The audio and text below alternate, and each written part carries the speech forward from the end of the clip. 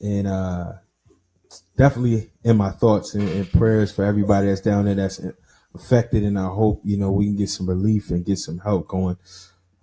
Today, man, I got a special show. I got two of some of my favorite frat brothers from Frostburg State University. I'm gonna go with age before beauty first. To my left, brother Devin Street. How you doing, brother? I'm good, bro. You gotta get it to the mic, bro. You gotta get it to the mic. He trying to do his Barry White voice. Nah, never that, man. He trying to do his Barry White voice. I don't like the way my voice sounds, so it's like, how you doing? He gotta get used to the radio. And brother Devin Street turns 20 in the fraternity this year. Yes, sir. 20 years in Alpha Phi Alpha Fraternity Incorporated, hey, man. Don't look like that, bro. It's something to celebrate, man. It's been a long time.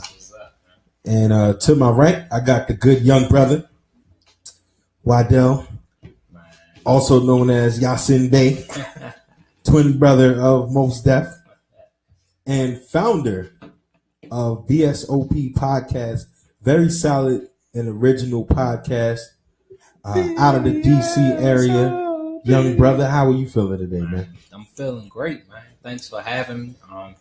Shout out to you for having me, man. Shout out to Devin for turning 20 in the frat, and shout out to my podcast. Very solid and original podcast. You see our hats, man. Check us out on Instagram, Twitter, and Facebook. V.S.O.P podcast, man. We air every Friday from 10 to 11. So I'm gonna go in. Devin is kind of like my co-host here today. Special occasion, special co-host. I'm gonna start off by talking to the young brother though, Waddell, or Dell as you are better known. I want to get into V.S.O.P. But mainly I want to know who is Dell? Who is Waddell? Waddell is a young brother from the District of Columbia. Went to college, joined a fraternity. Really, I can't even lie, the frat kind of changed the motion of my life. Mm-hmm. Like not saying like I was just out here in the streets or anything like that, but I was in college acting a fool, pretty much doing stuff in college that you're not supposed to do. So I'm meeting Devin, Twan, Chris Langell, a couple of other guys that was in my process, influential, was in my process crossing me or getting me through. Definitely changed my life, man. Me and my LB, Mike, shout out to Mike. That's my four. Shout out to Mike. My roommate at the time, man. Me and him, man, went in it together, came out it together. Still my brother to this day. But yeah, the frat definitely changed our life, man. But I'm really, EJ, I'm a nerd, man. Hey, no, you one of the smartest dudes I know. I mean, when I was trying to jump this podcast thing off, because it was crazy, I was telling Dell for years, man, like I was talking about doing it probably for like 5 or 6 years. I just had nowhere to start. I didn't know what to do technically. And it was like, you got me off the ground, just to do something in my basement when I got drunk. You know what I'm saying? So, I mean, you drove up from the DC area to Baltimore City to be like, yo, I got you, man. So I always appreciate it. And, you were in the midst at the time doing VSOP and just releasing it on SoundCloud. So, I mean, aside from that, what is VSOP? Very solid and original podcast. So pretty much it's a group of 8 brothers, all from different areas. And it's an infrastructure, man. Really, it started off as something on my couch that we linked up every Friday.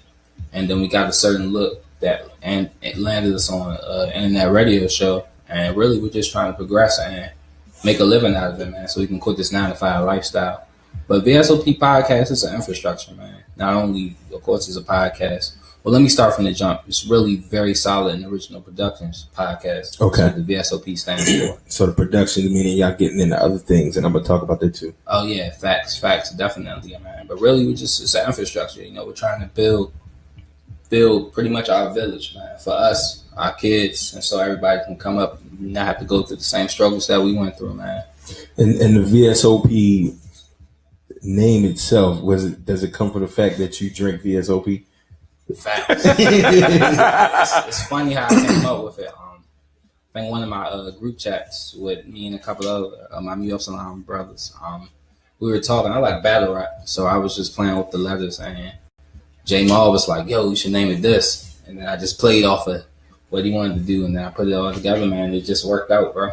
And I watch the show Fridays when I'm at home, and when I get this chance to sit down, and I enjoy it, man, because it's crazy, because it's so many people involved and so many perspectives. So it's a team of 8 of y'all.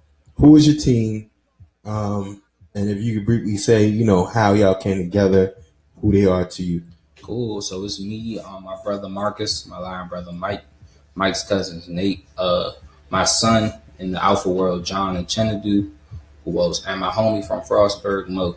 Okay. And matter of fact, my homie from high school, Rashad. Okay. That's all 8 of us. You missed somebody. But yeah, everybody, to me, everybody is family. Of course, my brother, Devin, my brother. Mike's my lion brother. Me and Nate grew up in the same area, grew up around the same people. So we kind of known each other subliminally for years. Shad was one of the first people I met when I started going to high school in the suburbs. Who else? Mo's another one. I know Mo technically since I was about 7, but we actually got cool in college. Who else? I think, and Chen and John, those are my sons. I brought them through. And we got close, and they've been with me ever since, man. So everybody's family. And what internet radio station? I mean, I don't want to. DK, I could promote another. Absolutely. I can promote another station, right? Because I don't know if this dude had beef with Roland Martin, so I got to ask him. I'm joking. We'll get into that. He wasn't going to fight. No, of course not. But he said a lot of negative things. I agree. Really? But what online radio station are you with now? Before I jump into that, shout out to Radio on Fire. But Did you see him turn around? But WBGR Internet Radio, man. We WBGR. Every Friday night from 10 to 11. Just enough time. You have to get slick. Just enough time on Friday to pregame in the studio and then hit the club. You can tell y'all some young savages. You can tell. We was back in the heyday, man. But the podcast is cool, man. I love it. I love working with those brothers. It's really, we don't look at it like business. Like, it's fun linking up with these guys and just chop it up every Friday, man. Yeah, you can definitely tell from the content. I love the guests. I love the topics, the things that are said. I can't identify with all of the voices, but somebody out of them 8 dudes is always saying something off the chart. I just be like, this dude is crazy. It's either Mike or it's somebody. What's Mike's cousin's name?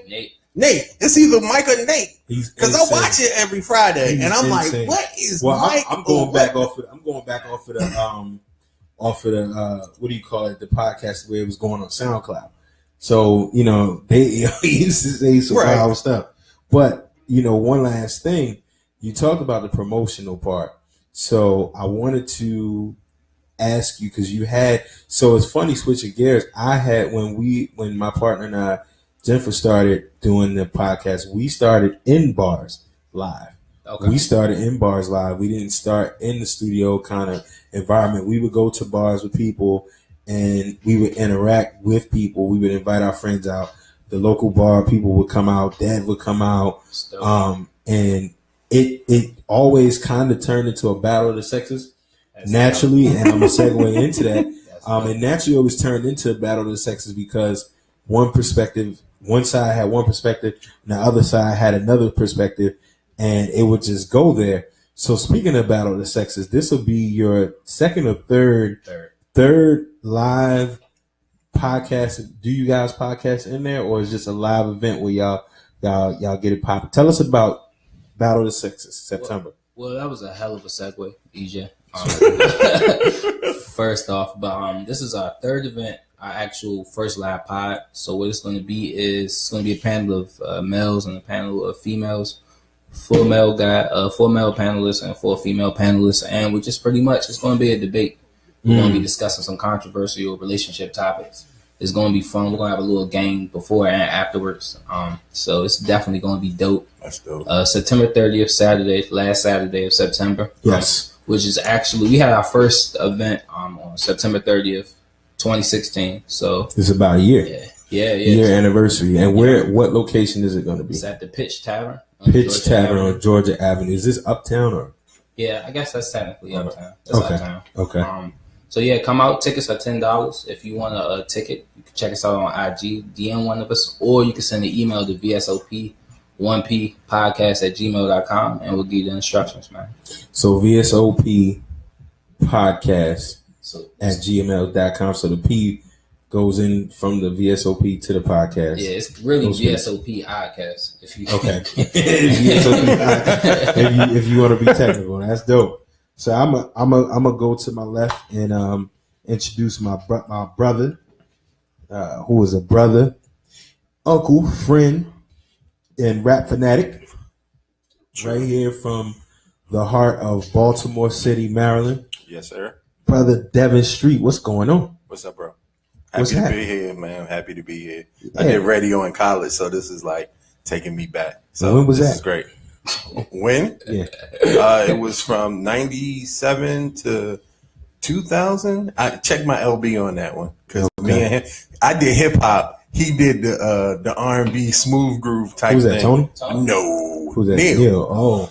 Yeah, so Neil was in there with a leather coat on and some gloves and plucking off rose petals. Oh my gosh! Yeah. So I mean, speaking of Frostburg and your line brothers, man, you're turning. Especially because we often talk about fraternities and sororities on this show. Two of our first guests, one was an Alpha, one was an Omega man. And since then, we've had people that are connected some way, somehow. Y'all two hosts. Yeah. Well, yeah. Well, our two hosts, not me specifically. Jen is not. Oh, okay. Yeah. But how does it feel turning 20 in Alpha Phi Alpha Fraternity Incorporated, one of the oldest incorporated Black Greek letter fraternity? I mean, it's great, man. It's wonderful. It was hard work, mm-hmm. and the everything that I've chatted has gone through is great. It's really good. So I want you to quickly shout out your line brothers, your dean, your ADP on 20 years. All right, so my aces, Charles Mountain. I'm not gonna say his whole name like I'm online or something. But, yes, you are. Charles Mountain, Tony Delane, who is currently in the Dominican Republic with his family, soaking up the sun. Shout out to Tony. Right. Smoking cigars. Great barber. He better bring me a cigar. We're gonna have some issues. I agree. Neil Madon, Dirty Ricky, who's my front, and he's a man of many trades. Okay. He's a man of many trades. Loving father, loving husband, and your dean or AD? My dean is Adrian Proctor, who is in the PG area. And he's older than you, like in life and in alpha. No, I'm older than him. I was about to say, but still, because that man looks seriously young. Yeah. He looks like a teenager. He is. No, he's 42. Wow. Yeah, he's 42.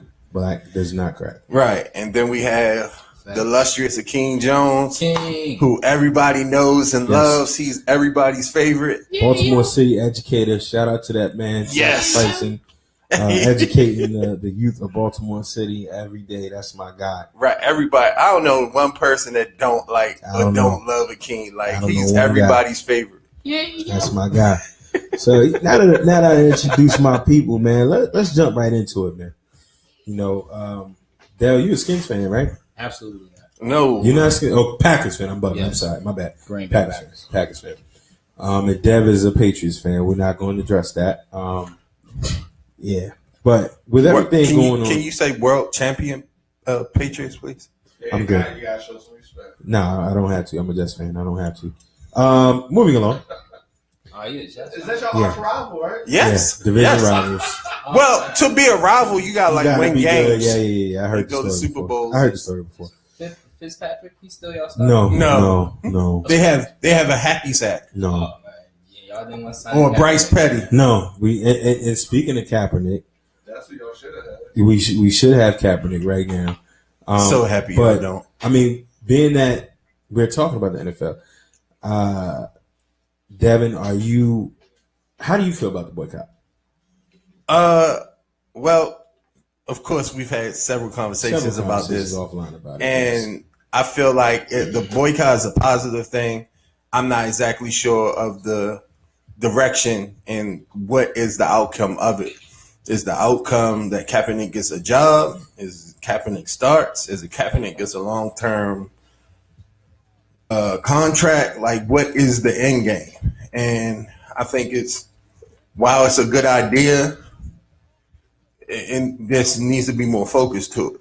And on top of that, boycotting the NFL is just not going to do it because of how the contracts are structured, and the owners are going to get their money whether you tune in or not. That's just how the wonderful the players union set it up when they came to the table. Right. But unless you boycott the sponsors also, you really not boycotting. And see, before I go to Dell's opinion, that's a major thing that I have felt the same way. It's conflictual for me, and I find it funny because a lot of people that are able to easily boycott it are not huge football fans. Like, they don't watch every single week. They usually most of the people, and I'm only speaking from my small sample size, but most of the people that I know that find it, our sample size are very similar. Right. Most of the people that I find it really easy to not watch it, don't watch it anyway. Right. They don't schedule their whole weekend around the joint. I mean, they could be diehard fans, and somehow, some way, they just miss it. Right. And as a former football player, it's really hard for me to watch what I wanted to be my professional craft. Right. You know, something that I personally have a connection every time I see a play. I personally have a connection to the nature of what's going on. That's very hard for me to do. That's like somebody saying they're going to boycott 92Q or WPGC when, you don't have an alternative means to listen to music, on what you grew up on. Can I ask you a question?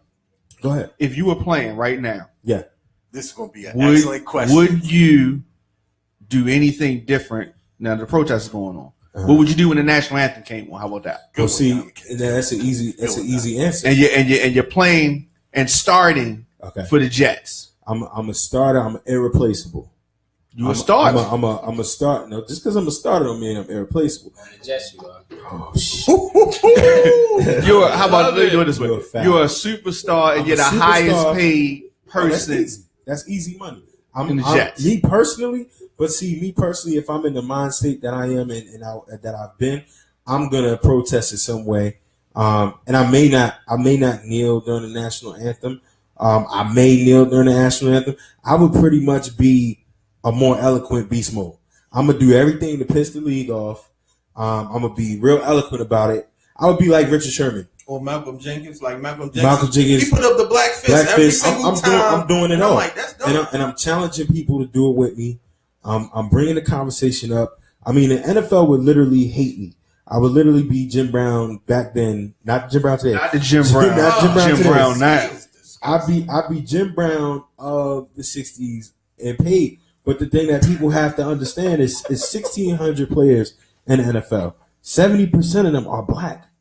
Yeah. Like what workforce of a CEO company where that grosses this much money is 70% black, but everybody is not in a position to do what Kaepernick did, to do what Beast Mode is doing, to do what Jenkins is doing. So I can't ask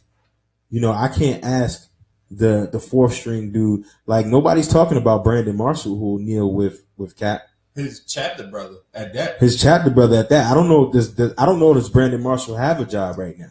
He is. I think he's playing. No, he's still starting linebacker on the Broncos. Okay, yeah. But I know it was in question at one point. They were talking about his future and what it would look like. But they ain't not getting rid of that Pro Bowl linebacker.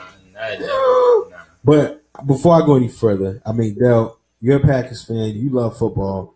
What are your thoughts on the boycott? Shout out to A-Rod for speaking on. I was just about to say, did you hear about what A-Rod said? I agree with you. I think it's dope. But at the same time, how can you really fight the machine? And I mean, like, really deliver and land and blow to the machine, because it's like you said, you're connected to football. It's people it's people who just watch, who look forward to sports to get away from their everyday lives, or it's people fantasy football. You know what I'm saying? Like it's so much generated into the NFL. It's kind of hard to, I guess, combat it. You know, but shout out to Kaepernick, shout out to Sherman, shout out to Beast Mode, shout out to the Bennett brothers, and shout out to anybody else who's trying to, you know, be an activist, a silent activist, and still maintain and provide and put food on the family for their food on the table for their family. But it's hard to combat it. Like it's a system, sponsors. It's really hard. Like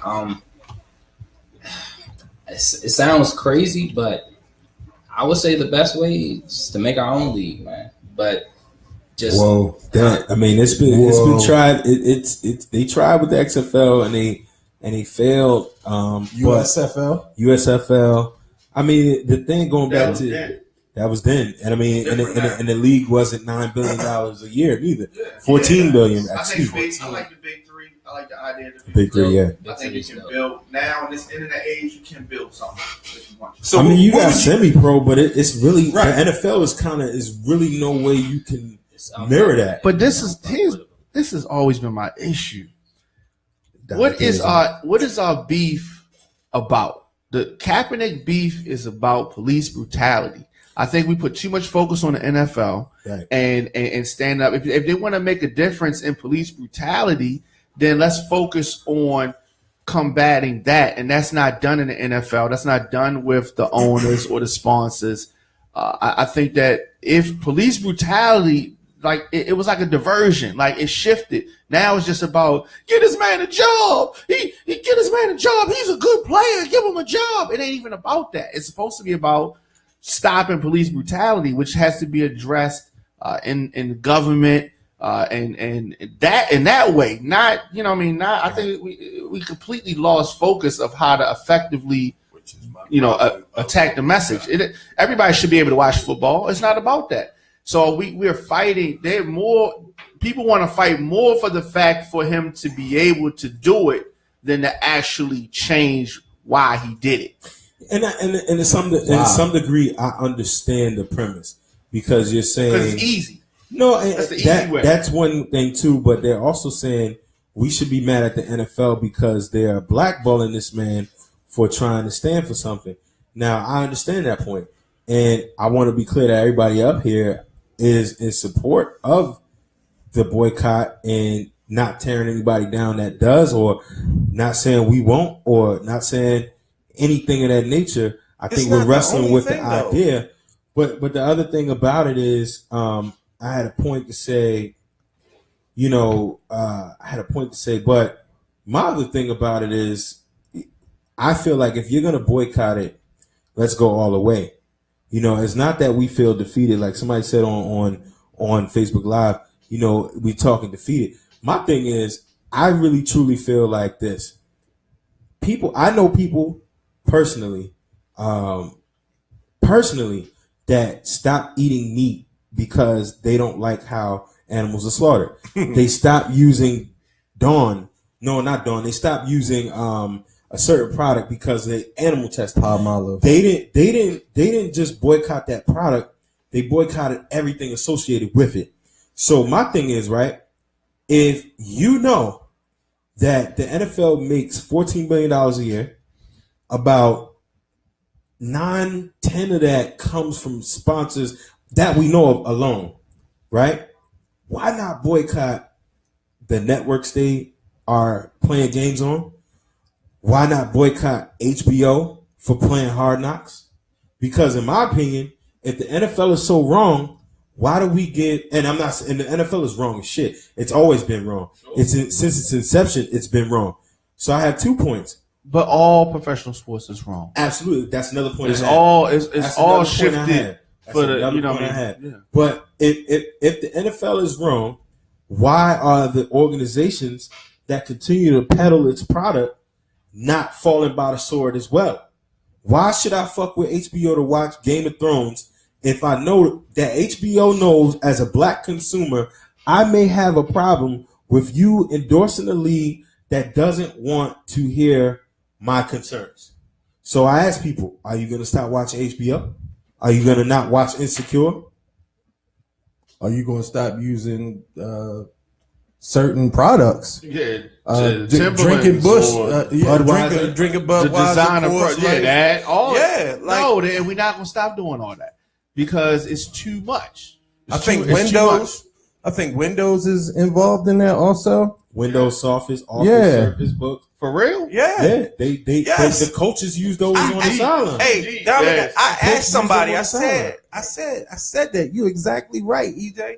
I asked them. I said, "Are you ready to boycott the sponsors?" And they were like, "Yeah, except for Windows." Well, how you gonna do some but not all? Either you doing it or you not. Get you a Mac. A MacBook, man. I mean, if you boycott, it sounds like from the points y'all are making, if you're going to boycott the NFL and the sponsors that support it, it sounds like you're gearing up for a lifestyle change. Exactly. Wow. Somebody said on Facebook the other day, they said if we really want to successfully boycott the NFL, we almost have to live the life of an Amish person. And I mean, I'm saying that I'm repeating someone first of all, but they said that very loosely in the sense that they're so tied into everything. Literally, you're gonna have to change your lifestyle. Which I think, if you really want to do it, let's do it. You know what I'm saying? Don't tell me on the one hand you don't want to watch this shit, but HBO plays Hard Knocks. Yeah, that's just like when Bill Maher said what he said. People were like, "I'm not gonna watch this show." You know what I'm saying? But and what did he say? When he said house nigga. Oh yeah, he said, "I'm a house nigga." I'm a house nigga. And a lot I'm of not people a field hand. A lot of people said they was gonna boycott this show, but essentially, Dominic K brought this point up. Dominic K brought this point up, and I asked somebody earlier. I said, "So what happens if Kaepernick comes back?" And let's just say all the way through, he starts, he plays, everything is all as well in the world. Do we forgive the NFL? And I asked this question because historically, we could still be mad at the Track Federation. We could be mad at the Track Federation for what they did to the brothers in the 70s, for the Black Fist, Carlos and Tommy, and who, by the way, Olympic medalists when they came home, damn near went broke. Damn near went broke. Nobody was fucking with Nobody's fucking with him. The MLB for continually drafting illegal immigrants when they don't pan out, letting them either get defected back. Wow. No, I'm dead going there. I'm going hard. Hey, Dominic, I'm sitting here over here like, but am I lying? No. Illegal immigrants, they draft a player. Oh my God. Let them defect. Damn, Holmes, what we do to you, man? Let's do it. Let them defect back to Cuba. Let them defect back to wherever. Broke and in trouble. I think we can go there. No, but it's too much. It's too much. What about the NBA? So when the fuck did we forgive the NBA for what they did to Mahmoud Abdul Rauf? It's not about to me. It's not about forgiving. It is like the brother said. It is a lifestyle change. But what we have to do is change a couple of things. We play the game. We know what the game is. Right. But I think it's like you said, we got to start more leagues. We got to have more of our own stuff. Instead of supporting other people's stuff, that doesn't mean we got to live in a box. Right. That just means that we have to do more of the stuff that we dominate and give other people money. That we just got to do that. Instead of watching NFL, if there's another option, then we do that. So, you know what I mean? That's all we got to do. Create our own shit. What was you going to say, Dell? I was just going to say that's where, that's really what my podcast came about, because it's about creating the infrastructure within ourselves. Right. Like one of our goals is to, buy our own land and build our own community. So where we can, all my homies live with each other, live by each other. All our kids can grow up with each other and we can all just have fun, turn up and do what we want. We don't have to live by the rules of the governing HOA or whoever. Like, that's our land. That's our property. We can do what we want. Like, I think the African American community has to do that. You have to make a stand. Like, you see the Jews, like any race except African Americans, they build infrastructures. They stay within their own race and they build and make money and take care of each other. Exactly, facts. Like, there's no crabs in the barrel mentality in other races, man. Devin, you was gonna say something. I did, but I forgot. Yeah, I take it. Hey, look, no, because Dell Point was so serious. Yeah, Dell Point was so serious. It's just like, I mean, and it's sad because it's crazy because we were able to mobilize and like Diamond K said, And I would be interested to know what Colin Kaepernick thinks. And I think he's in a precarious situation because, it's not one right thing that he can say. You can argue that he could say something, but it's not one right thing he can say, because if he comes out and says to people, look, man, I got over $100 million guaranteed, whatever it is, fuck me playing in the league. I don't care about playing in the league. That kind of negates everything that everybody's doing if he went that route. Wow. And he was to be like, honestly, get back to the reason I took the knee. And what's amazing, and shout out to the brothers of Kappa Alpha Psi Fraternity Incorporated, because if nothing else, right, wrong, and indifferent, them brothers mobilized to stand behind their frat brother. I don't give a shit what it's for. I don't give a shit if he was dead wrong. The fact that they were able to do that for their frat brother, I think, is the epitome of what black fraternity still should be. Yeah. But the funny part about it, not funny part, but the odd part about it is that, we didn't, I can't say that we didn't because I don't know fully, but I'm not aware of anything that happened in New York City, literally right over the bridge when Eric Gardner got choked out. So I think one problem with our community is that we lack consistency. We lack dedication. Now, I'm going to say, as a community organizer by trade, it's very hard for our people to organize every day. I'm going to tell you why. Systemically and strategically, the government, the powers that be, have taken money out of community organizing, taken money out of community building, so that you can't even mobilize. It's the number one threat. It's the number one threat. It's how Barack Obama became president. Exactly. It's hard for me. And it was a joke, though. It was a joke to the powers that be. A joke to the right. He's a community organizer, but he had inroads and fingers into so much of what was going on in his neighborhood and his community. It's the number one threat, as we talk about a lot all the time. And not only that, he mobilized a generation of people, black and white, that till this day most politicians can't reach. And so I say that to say, it's as a former community organizer, and still, formally, officially, it's hard for a brother like Dell. You don't have children, but you got bills. Facts. I got 3. You know what I'm saying? So it's hard for me to say. Prime example, I was talking to somebody who was talking on the thread, right? And Devin, you could attest to it. They shared the information on how Sheila Dixon wants citizens to sit on this school board to kind of hold the school board accountable. But look at the time of day that they're asking people to come out. It was like 1 o'clock. 1 o'clock, 1 p.m. during the day. Something crazy. To come out, right? You have to have a child in Baltimore City schools, and you have to have some type of reputable experience.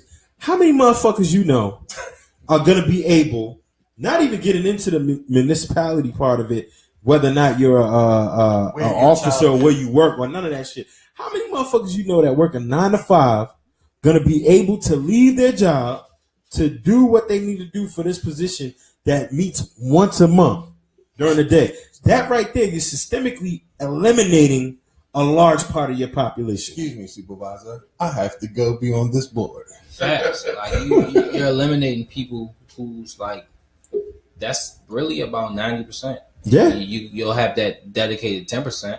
Yeah. But it just sucks because the government's a motherfucker, dog. Like, and then once you understand it, like I found out, I would say, I wouldn't consider myself conscious, but I became aware probably for the last 3 to 5 years. And like once you understand that you're just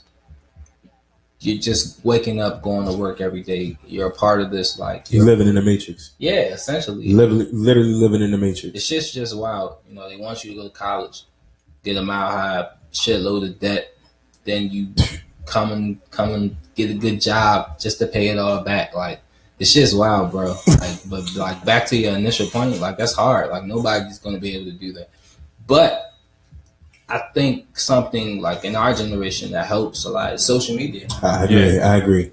Social media is definitely dope, and it's a way for people to get the word out. And I see a lot of activists or a lot of people taking like stands in social media, and it's really making progress. I would say. It's changed the world. Yeah, fuck it, like for real. Yeah, and you know the other thing too that, and I'm not gonna dig too deep into it, because I'm gonna switch gears into something a little bit more positive, and we're gonna get riled up with it. It's also hard to trust these people that represent you, you know, because it's hard to really tell what their real motives are, what really drives them, you know. So even when you see people at the same time, while social media makes us a little bit more effective, especially in connecting, it also makes us so fickle. You know, we so easily able to jump on one bandwagon and, you know, believe in this person. And then next thing you know, you getting that Joel Osteen treatment. You know what I'm saying? Getting that Joel Osteen treatment. You can't come here type shit. You know, so yeah, but I mean, pray for Houston, man. Pray for Houston, man, more than that guy is. But switching gears, man. Let's get into it, man. We're not even gonna take a break today. We going in. We're about to start the next hour. Switching gears. I got a brother, like I said, on my left, who's been a hip hop fan since the golden era. You know, since the golden era, this brother was listening to hip hop. I got Mos Def, long lost brother to my right, and I got DJ Diamond K, who's been mixing since the 90s or earlier. 90s, I thought earlier. Crazy. Just mess with him and Dev had the, you know. Yeah, and it's crazy nice because we start the show off, right? And Devin's memory is so crazy, right? I've seen Devin literally in a room with somebody, sit there for 10 minutes, 5 to 10 minutes, maybe 2, depending on how focused he is, really think about where he knew this person from. So Devin, he didn't really hear when they came in the studio and Diamond K says, I'm Diamond K, he says, I'm Devin. You know, as he did the Dell, it didn't register. So then Dev asked him, how did you get into this? Diamond K says, well, I was a DJ, everything. So then Dev, dumbass, still not registering. He says, well, what was your DJ name? He says, DJ Diamond K. Dev sits back for at least a minute and a half and was like, I had one of your tapes at Frostburg in the 90s. And it was amazing because Dev has like the memory of an elephant for real. You know, it just takes a little while to get it jogged up. It takes a little while to get jogged up. But go ahead, Diamond K. No, I'm saying when he said Frostburg, it just took me back because I definitely went up there a few times and did like some fashion and shows. K is remembering this almost an hour later. Yeah. Almost an hour later. See what it does. Yo, like in the gym, it was like a gym or something like that. Yeah, it was crazy. Yeah. Wow. We stayed at some hotel like right off of the campus. Yeah. Oh, that hotel? Yeah, I know that hotel. Good job, Diamond. Good job, Diamond K. Good job. We're drinking Jim Beam here. Shout out to Jim Beam. I don't know. You should just sit it on the table. I'm gonna sit on the table. Maybe he'll actually give me a sponsor as being one of the only black guys. Yeah, Dell been talking about Hennessy. Yeah, he's part Hennessy. Dell drinks so much Hennessy. He's one half Hennessy, one half amazing. Like that's what one he half is. Hennessy, one half amazing. I'm about to move to do say, man. One half of Hennessy, one half Hennessy, one half amazing. I think that's a shirt for you right there. One half Hennessy, half amazing. Appreciate that, dude. I think that's a damn good plug. But and it's crazy. I don't really know how I feel about Jim Beam because it's as old as like 1700, right? 1795, right? It would definitely slave owners. Right. So that kind of conflicts with me all the time. Like I kind of wonder about that. So here's the logic that I tell myself. I don't know how accurate it is, but here's what makes me drink better at night. They taught I feel like in 1795 in Kentucky, or I believe that's where, in Kentucky, none of these guys actually made this whiskey. So I feel like all of my people made this whiskey for me. Hundreds of years later, and that's what I'm gonna do. The barrels were still in the Underground Railroad. Yeah, I mean for real. No, none of them guys in 1795 was in the smoke joint doing the work. I'm sorry, it just wasn't happening. Facts. So I mean, and I tell people all the time, when you drink this, like aside from vodka, when I drink vodka, I wake up messed up. I get crazy, whatever it is. Anything else, I feel like this was made by black folk for It's black brown folk. because of the blood of the slaves. Nah, not even. I mean, I don't know why. Well, mainly because they smoke it in barrels. That's one reason. But we get on topic. But hopefully, I mean, Jim Beam can make it all right. Hey, Give me a sponsorship. reparations. Mila Kunis out of there. You know, I love looking at Mila Kunis, but get her out of there. Let me get up in there. Have EJ Let's walk make in it happen. there. Let's make it happen. Slap Mila Kunis on the back like, hey. Let me get in there. Let me get in there. EJ, you good? Yeah. Now you out. Right.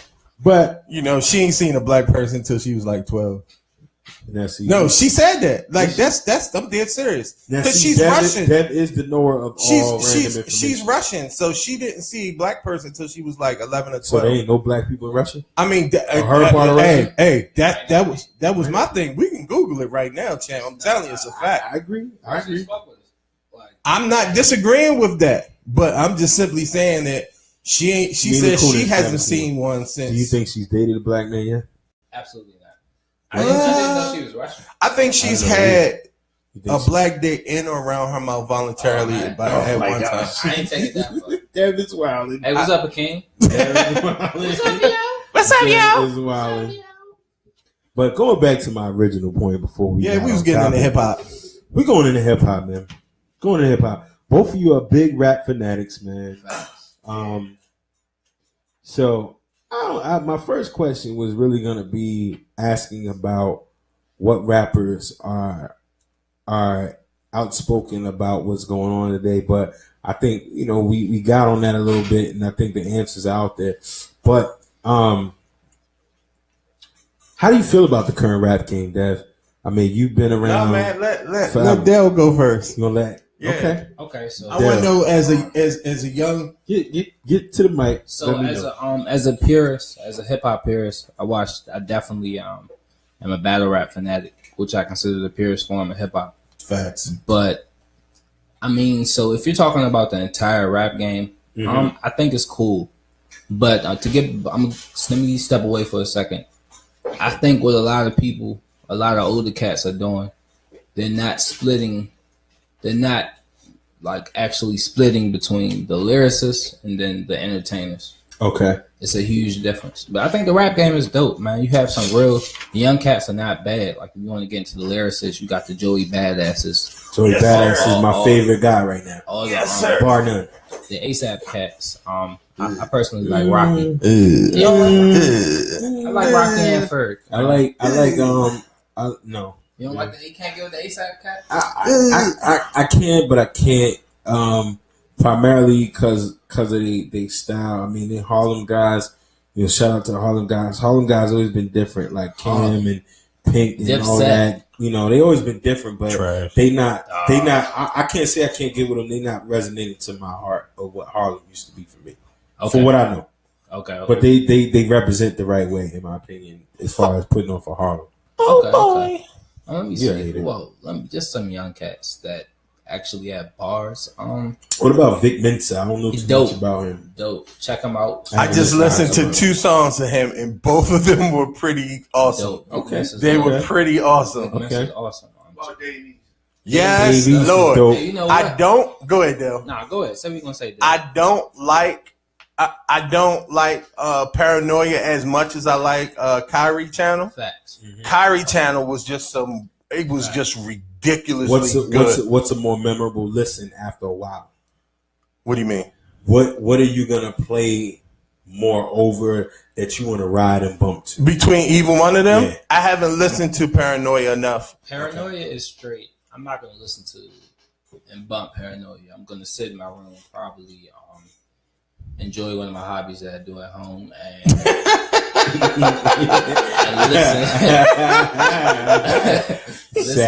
listen and dissect the bars. I'm not really bump. Same way I would do the Nas. Like I'm not gonna get in the whip and just bump some Nas unless it's some shoot unless it's that joint, the Bravehearts joint. But I'm not bumping Nas on my day-to-day basis. Oh wait. So let's take that in for a second. So you saying like he's whack? Nah, nobody's saying that. I'm just saying, like me personally, like what he talks about, you just don't relate to. I mean, I want to listen. like I don't want to focus on driving. I actually want to sit down. He said he got to get focused. He got to concentrate. He got to really get in touch with it. I'm not going to bump him in the whip. Like, I mean, I can, but I'm not going to be listening. You know what I'm saying? So you feel like his he might be on something. Joint was a little bit more streamlined to make you be a little bit more focused, to sit down, stand still, and really dig deep. I feel as though he's spitting a lot more. You know what I'm saying? He was saying a lot of stuff. You know what I'm saying? Like, it's not the Kyrie channel joint. It was cool. It had better beats. I could play that. You know what I'm saying? It was more material. This one, I mean, to me, he got some money, so it's more flossy. It's definitely more flossy. You feel Paranoia is more commercial? I wouldn't say commercial because I don't that word commercial. That word I don't like that. Yeah, I don't. Commercial is like one of those words. Commercial means radio play. No. I'm gonna sum it up for you. Commercial is like one of those words where it's like gimmick. It's like gimmick. It's like it's like if you tell an artist today you got to have a gimmick, they get mad because of the history behind gimmick. But artists of the past, like a Busta Rhymes, he knew what his gimmick was. He's a walking gimmick. He's a walking gimmick. He had wild dreads. He was wild, buck wild. That was him. But that was respectable, though. Okay. Speak on that then, Dell. Let me, real quick, I'm going to touch on Dave East. Fun fact, Dave East... went to school in he went to PG school County. in Mo County. He went to Montrose, and he hooped with Kevin Durant. Yeah, he was a good point guard. He was nice. I remember them because he was on the same team with them twins. Montrose used to have these two Asian twins. For those who don't know, Dell used to be a... he used to be a hooper. Yes. I fell off. Basketball player. He claims he fell off, but... I definitely did. But true, but back to what I was saying about Busta, his image was respectable. You know, the big dreads. It wasn't nothing questionable about his, his manhood. Question. Oh, so. Yeah. Like, wow. So. And I was going somewhere else. He went there. Somewhere else. So. Dell, right. He opened the door. You represent you a millennial. I am technically what they call a millennial. I believe that from 80 something to something. 82. I believe they should not call us millennials, but that's cool. You represent for sure the millennials today. You just spoke about the manhood part. What is your thoughts about hip hop and masculinity? He totally took it to a different place. For one, totally did. For one, I feel as though it's an agenda out. That's what I'm gonna put out first. Agenda out. Agenda, like as far an as agenda. An agenda. From who? You feel is an agenda attacking black males' masculinity by who? The labels, by the world, bro. By the world. I like fashion. So if you see a lot of the clothes that's being pushed out, just to give you an example, a lot of the clothes that's being pushed out has a lot of, the term is distressed, but it has a lot of rips around the thigh area. Stuff that, my jeans are distressed right above my knee, but that's one patch, you know what I'm saying? Like, it's jeans out here, it's cats out here, it's Bama's wearing jeans with their whole thighs exposed. And, to me, like, I have a problem with that. I'm not wearing that. But to touch on that, I was getting to Young Thug or get Little Uzi Vert. I'm a big fan of Young Thug. He's one of my favorite newcomers. I like the fact that he can harmonize. Diamond K, are you with me on this one? A lot of older rappers agree though. A lot of older rappers when Young Thug first came out, I liked him. Oh, Diamond. But after when the artists first come out, you don't really know how they look, you don't really know their vibe because they new. But then after they be around for a while, they start doing interviews, start having a couple videos. He looks like a glamour fish. Then you're like, whoa, you know what I'm saying? I liked him better when he was underground. Didn't know and I ain't know what he looked like. The crazy thing is, in his hood where he's from, he's a stone clean straight. He's legit. That's true. On that street side, he's solid. That's why. Where is he from? Atlanta. He's from Atlanta. But the thing about him is I don't think he's gay. I think he's straight doing business. I think it's a gimmick. And because I remember like when he was rolling with Rich Homie Quan, like they was similar, you know what I mean? And I think he kind of veered off to the left where the money went. And Rich Homie Quan was like, "Oh man, I ain't with that." Rich Homie was a little questionable too. Some stuff he said, yeah. You see what he look like now? Yeah. He look like he got a court case. Wait, what? Wait. I remember what Rich Homie Quan looked like. Court case, he cut his dreads off. He has a regular with a tight shape up. Got a court case. And he's wearing button ups and all sorts. He looked like he got a court literally. case. There was no slang. Literally looked like he had a court case. Right. I should make music, Your Honor. He might do though. I think he does. Oh well, his father the one that got shot in the barbershop. I don't know. Rich Homie Quan a couple years back. I think his father when he was blowing up. I think his father got a barbershop. I didn't know that. Yeah, but he just Young Thug is just trying to make money. Facts. Put on the dress. He got a bad girlfriend. He put on the dress. Just to, you know what I mean? He just playing the game. I wouldn't take it that far, but that's why I think he's doing it. Fact. I think he's in the closet 100%. Where he's from, who's going to say something to him? Dude, just be. How you gonna be in the closet in a dress? Hold on. It's too obvious. Hold on. Let's get it. Let's get it straight. I'm about to say something real wrong. Right. Right. Like, don't get it twisted. When I was growing up, one of the dudes that you did not want to fight was a gay dude named Randy. Yo, he would beat the shit out of dudes. Why? Because they called them gay slurs and all of that. And yo, he had this long gray coat, and he would beat the bricks out of you in that gray coat. And then, So what you virtually saying is Young Thug can be that thug, but he's still gay. Yes. Absolutely. Yeah. And but why have the girlfriend there? Because that's bad. Well, let me stop you because I might know where you're going. Do you feel like hip hop still frowns upon this gayness even in 2017? Yo, you know he's in a dress, right? He clearly doesn't give a fuck what people say. He couldn't be full out the closet. How much out do you get if a dress? But if he's in a dress and he's still saying I'm straight, y'all still going, y'all still right. Fashion. Exactly, it's fashion. Because the shit that Kanye puts out looks like straight potato sack homeless wear. Yo, he looked like a Slavic person from the 60s. So you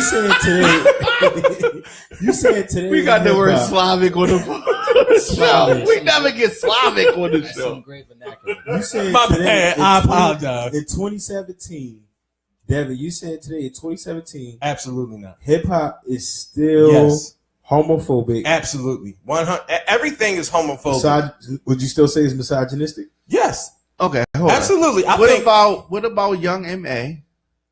It's listen. But that's the brat. Listen. First of all, the brat ain't good as a muff. Yeah, the brat ain't gay. The brat is good as a muff. The brat is gay as they Queen Latifah. No. Have y'all ever seen her with a? Y'all know why she went to jail? She was in what you. Y'all know why she went to jail? Why did she go to jail? Because she cracked somebody over the head with a bottle. For what? Hey, because a girl they want to holler at. Dude, Remy shot a bitch. Right. Whatever she did. Yeah, you got girls that can go. Yo, yes. She is from Chicago. Yes. The brat is from Chicago. The brat get it. Yes, the brat. The brat in the song with Tyrese could get it. The one that's now could not get it. She can get it too. Are y'all serious? She is thick, but nah. Yo, Queen Latifah is bad. Okay. For real, you don't like Queen? Yo, hold on. You don't like big girls, though. I kind of like. We can talk about this off. I like Takora. Huh? Was that girl named Takora? The Takara? Yes, Lord. She was on. the model girl. Top model. Plus size top model. Yeah. Oh, definitely like her too. Hey, but I feel like she would clean up in this era. Like, what? No, she can't. Yo, she's an old video girl. And she got morals. No, she don't. Yeah, I'm with Yes. I'm with Dell. Well, compared to these youngins. She gave it. Yes. Yes, I'm with Dell. I don't know about that. Like you got. She ain't watching right now. Y'all act like she watching it. We try to give us some. Like, no, she's good. She never got butt naked. No, but. Vita Guerrero got. If you said superhead, then I'd be like, nah. Right. What's the difference? The only difference is a book. Superhead is on video. Superhead was wild. And a video. She was wilding. Oh, she killed the She's video. still wilding. And she was with Bill Maher. She better chill. She gave You know, Bill I've never Maher seen black. that video. I refuse. No, I can't. I Nah, can't that do it to video's myself. crazy. I can't do it. Nah, that video's can't. crazy. I heard, Everything else She will broke. be. She broke Mr. Marcus down. I heard Hey, it was his a great legs in the air and the video. whole nine. I can't. I Watch mean, it. I wouldn't go on record to say I watched it more than 10 times, but I might have. You man. I might have back in the day when you used to get it. No, I don't think Napster had it, but Kaza definitely had it. Kaza, yes. Kaza was the shit. You had Kaza. Kaza That's was why I the fuck with you, Dell, because you kind of old. Well, you know I'm a computer nerd, so That's yo. You a full-fledged nerd. Stop. But Hey, I ain't know nothing wrong with it. Me okay, too. was you around for the AOL chat room? Yes. The AOL. Yes. No. The AOL chat room specific. Yes. No. Not the AIM chat room. AIM became the messenger. I'm talking about when you had to actually go in AOL. Like forums. My bad. No disrespect. So I saw. You got it, man. I saw on one of Diamond K's one of the shows on Radio on Fire. I can't remember their show, but shout out to them.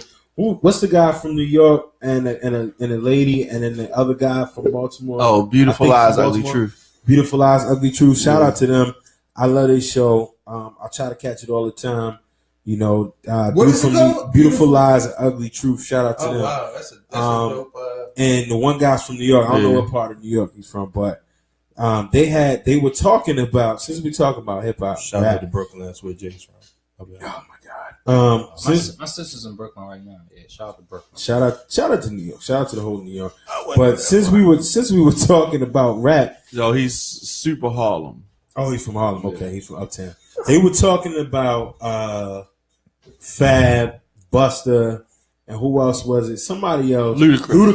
Ludacris by far is one of the most underrated lyricists. That's like one of my favorite rappers. So that conversation was really, really crazy. So we were talking about it off air. Busta just dropped a new song. Right. Yeah. And so, you know what I mean? It was cool, some pop type, you know what I'm saying? So we was talking about that. That's what sparked it off. We was off camera. Right. And it came back on once camera, we came which back. a lot of your stuff probably does. Yeah. Which sparked me to say, honestly, at this point in time, other than what the Wu just produced just now, that song that I heard with Redman filling in for ODB, that was pure fire. But that's a huge upgrade. That's a huge. Damn!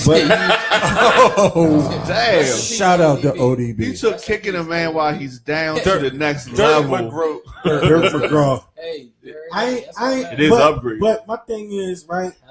I am very skeptical when it comes to older rappers putting out music these days. Stop. Wow. Oh, I'm gonna say, and I'm gonna bring it up because I gotta be controversial.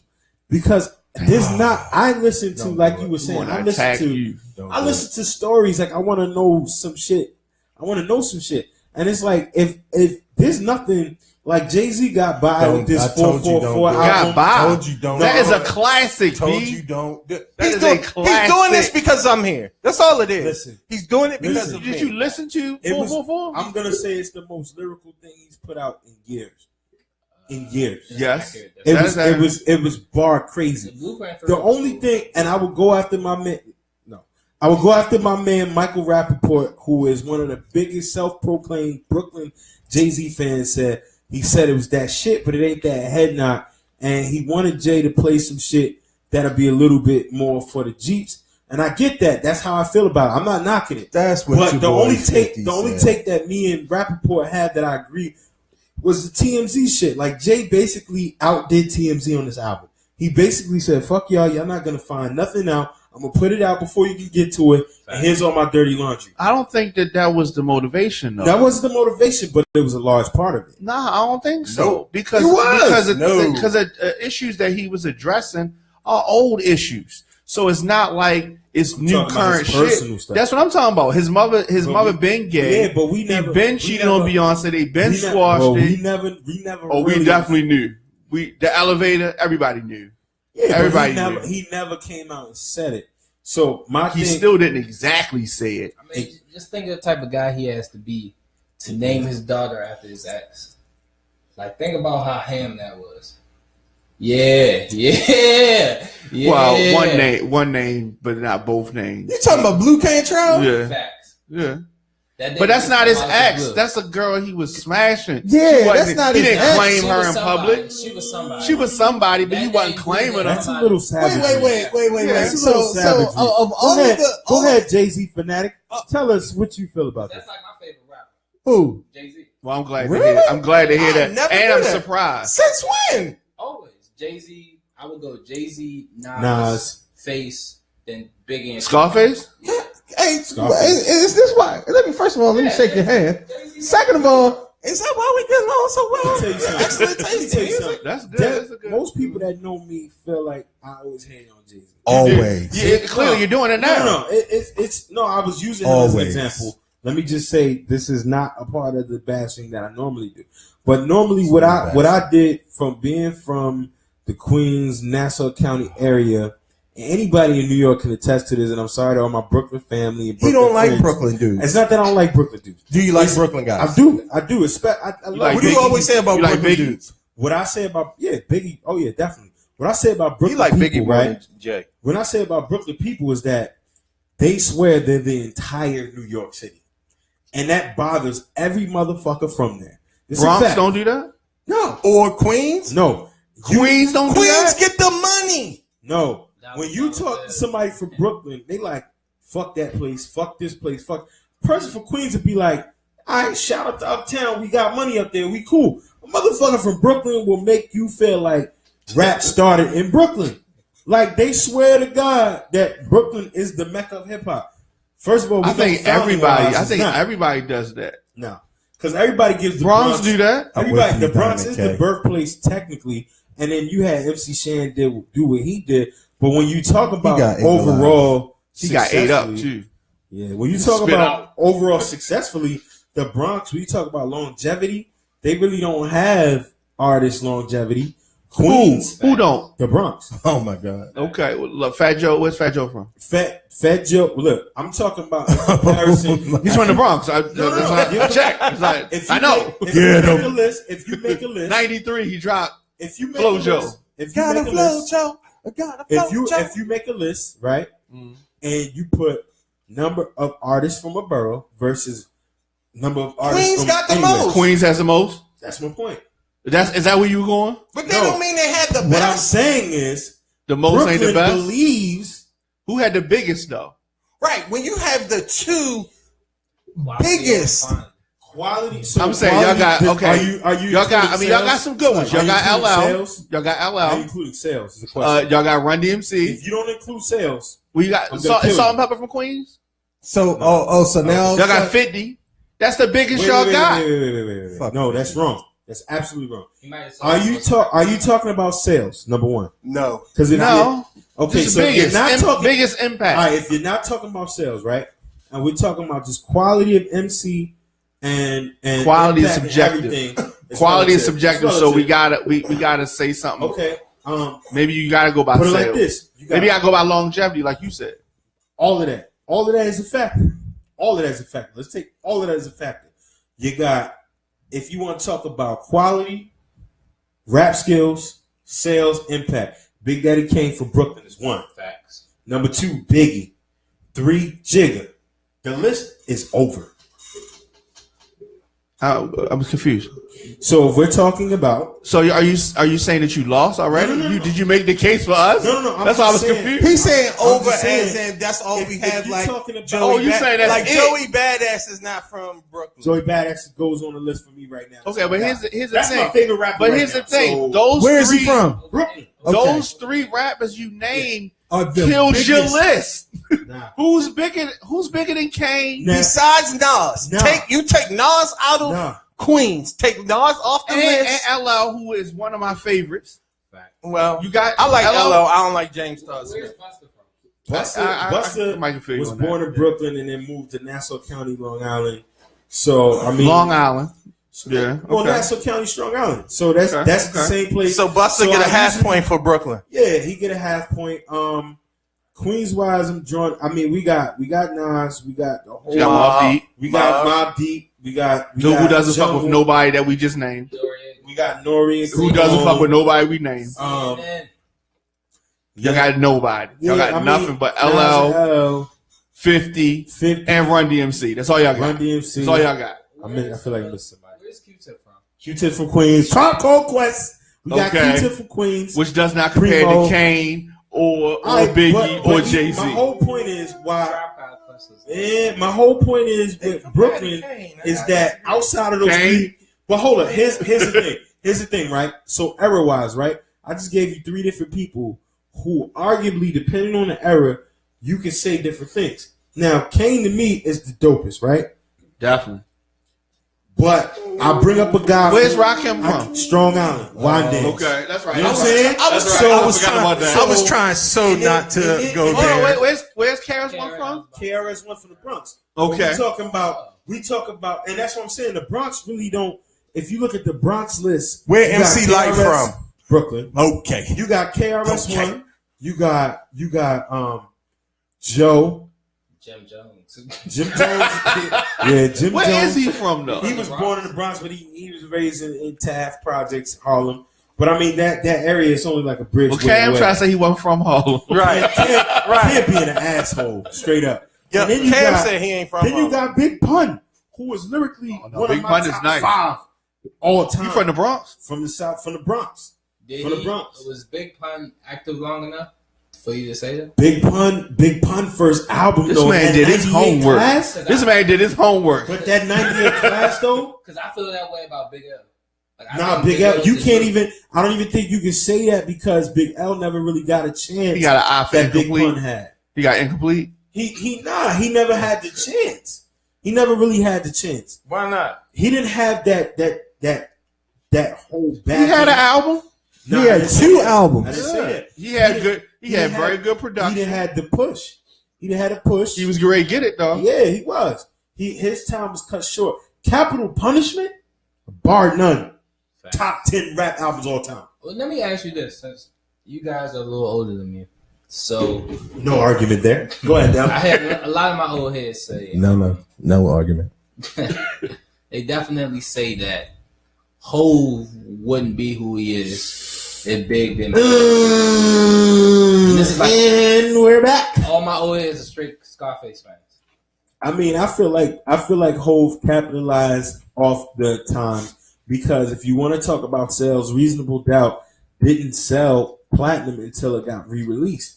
That wasn't one of those type of albums. No, but that's one of my favorite hip hop albums of all time. And it's timeless. When you play Reasonable Doubt, he loves Reasonable Doubt. I personally think that he rates it too high. Reasonable Doubt was Blueprint's number 1 for me.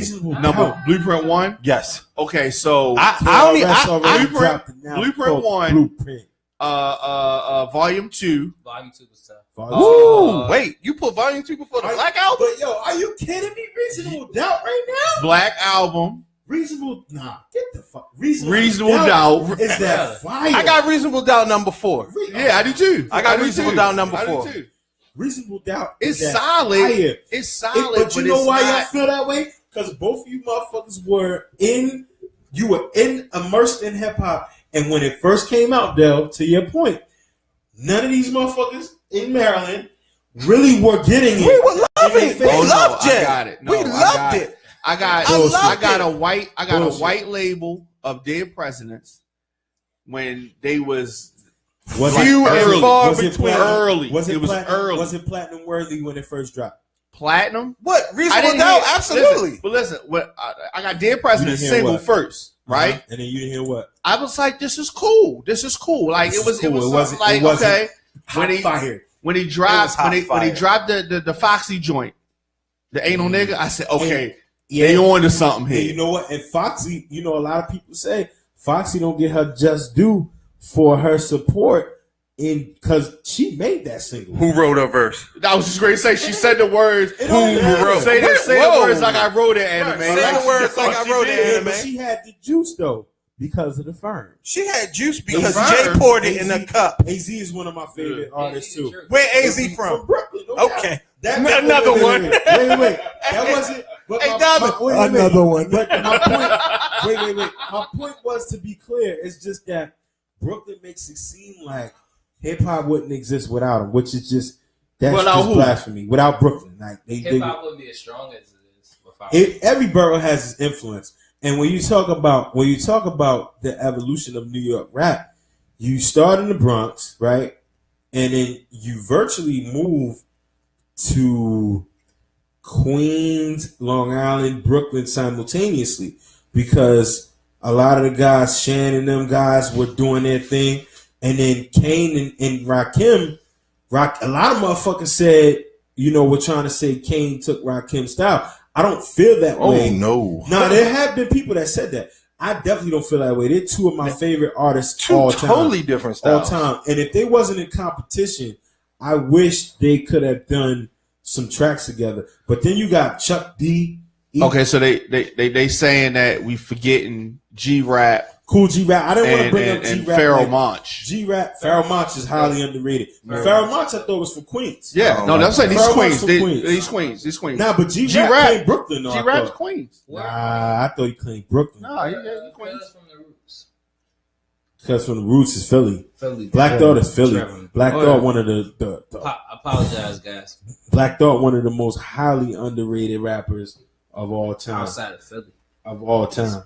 One of the most highly Very underrated. So I mean, talking about hip hop, and this is where I'm gonna pretty much end off, man. I would say you guys are all from the DMV area. Well, you know what, EJ, I'm gonna correct you. I'm from Baltimore. Baltimore is not part of the DMV. Yeah. You the second person I heard say that, which makes no sense. Why doesn't it? If it's DC, Maryland, Virginia, Well, I'm gonna give Baltimore's respect. Excuse how me. can we not gonna be say in because we're Maryland? not- That's like saying Frostburg is part of the DMV. It's not. It's not. No. Technically a part of Maryland. No. So if it's not Maryland, so why not call it DC something else? Why Maryland? DMV means that PG County area of PG, DC, Virginia, all of that. Oh, I didn't know that. So Basically, like Richmond if is not the- part of DMV. You want to know what? I didn't know that. Okay. In parentheses, it should say motherfuckers who listen to go-go.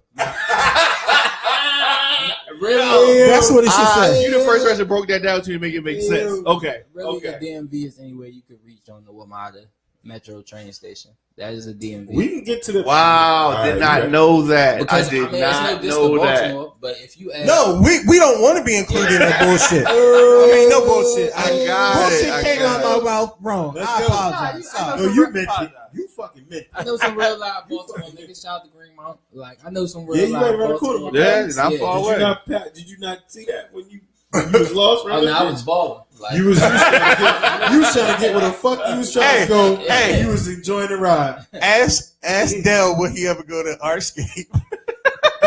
fuck ours. But motherfucker, motherfucker, you not going to Artscape, but motherfucker, we not going to some shit down there neither. Rest in peace, Vince. Man, no, fuck Artscape. Yeah. So I mean, saying that, okay, so Baltimore, DC, 45 minutes apart, separated by a beltway. Totally different worlds. Yeah, totally different worlds. Yeah. Why do y'all believe that? I would say, in my opinion, that the DC PG artists, I would just say the DC artists are getting a better platform than the Baltimore artists. I disagree. I disagree. So this is really crazy. So the guy from DC says he disagrees, and the guy from Baltimore says he agrees. But Why? I've had rappers here from DC, and of course we have rappers here from Baltimore, and both say the same thing. And not only that, Say the same thing each as what? city says that the other cities is better. Yeah. Support each other better. Some say it's more better. So why you feel that, well, Dale? I feel as though Baltimore supports their artists. Lil And I Scooter, feel DC like, supports their artists. But see, Not Lil at all. Scooter had a movement though.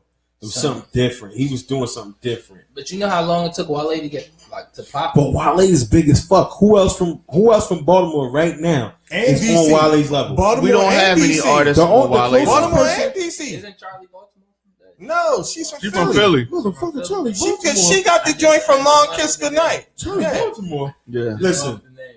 Wale. And she's not bigger than Wale. Right. Even still. We'll take her, but she's not She bigger. might have been one of the biggest hip hop girlfriends in the world, but motherfucking King Los is the Man, that's only just one. pussy.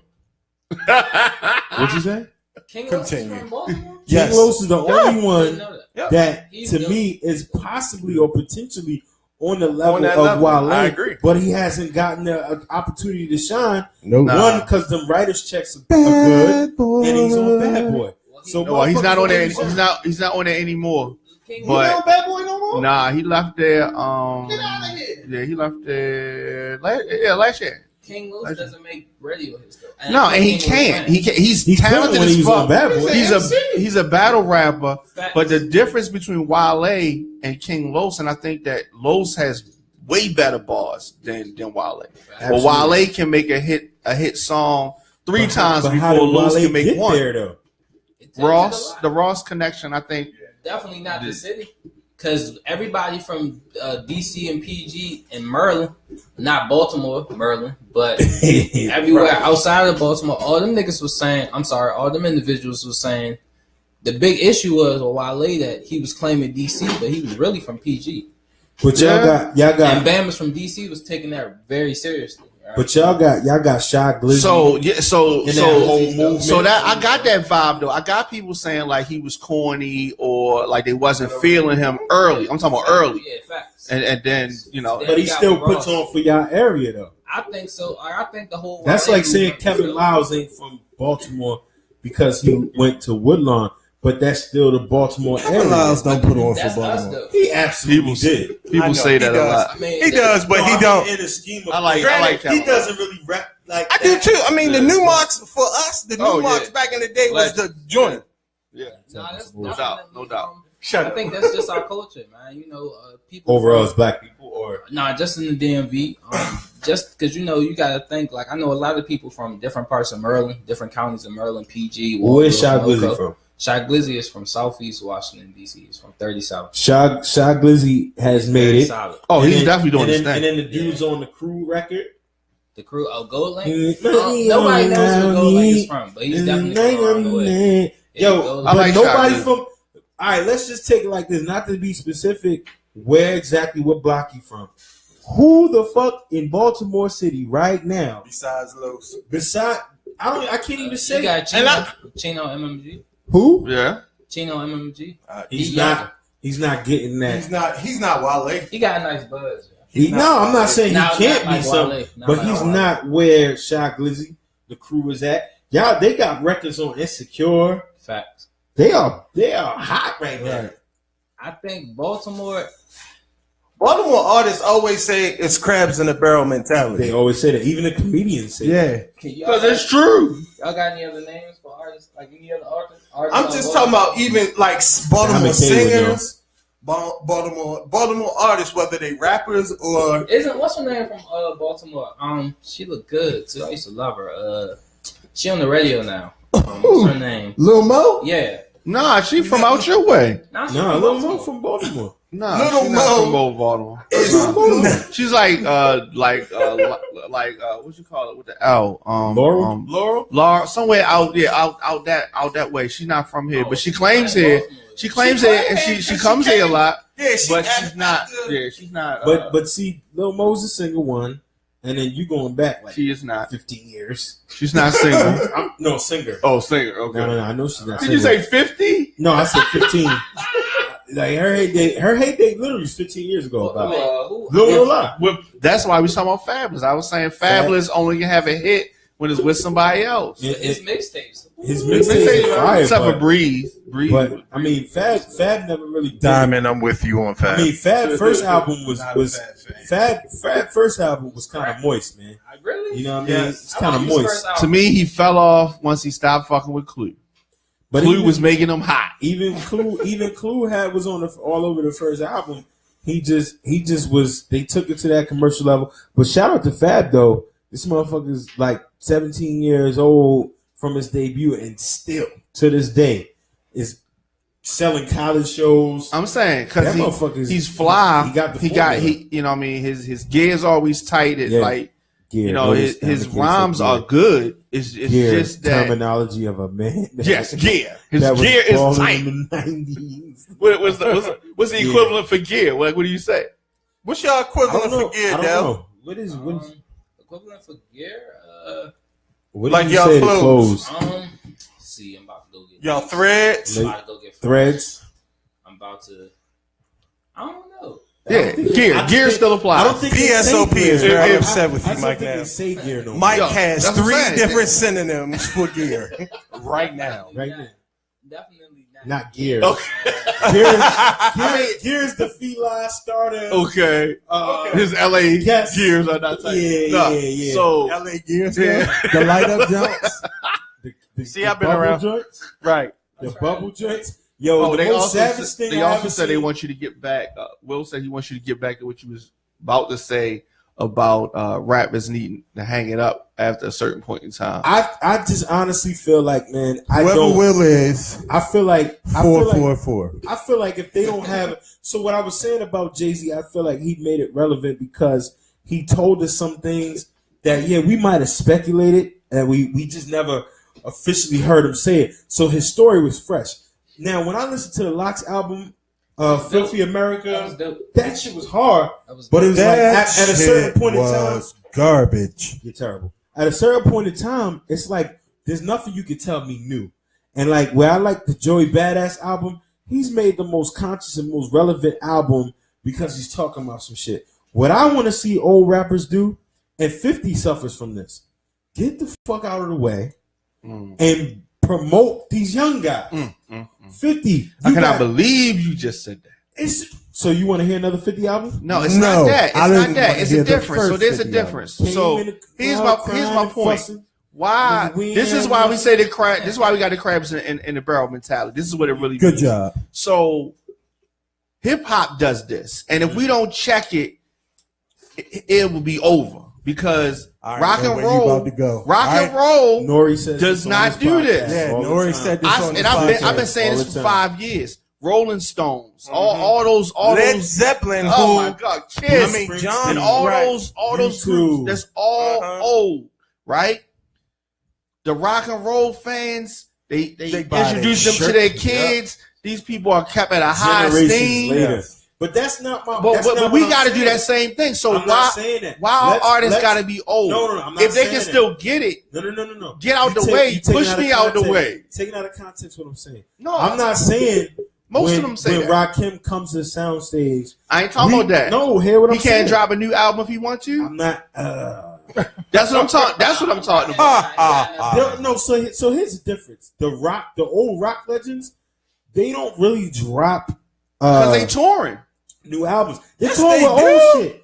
No, They drop they new do. shit too, though. They do drop new shit, but That's they why. tour That's what sparks the with old tour. shit. Yeah, that's what sparks the tour. Okay, but Jay-Z here's is the setting other- the blueprint All right, for real. Here's the other thing behind that. The rock country scene, their artists don't have a problem getting on and having control. My point is, What you mean? they don't have Country, a problem. maybe no, but rock, yes. Rock, they don't Yeah, have. they're a- on the same No, level. listen, they don't have rock music, alternative rock music. Your AFIs, your Yellow Cards. These people that came out in the 2000s and they produced other people. I don't know none of these. I don't know.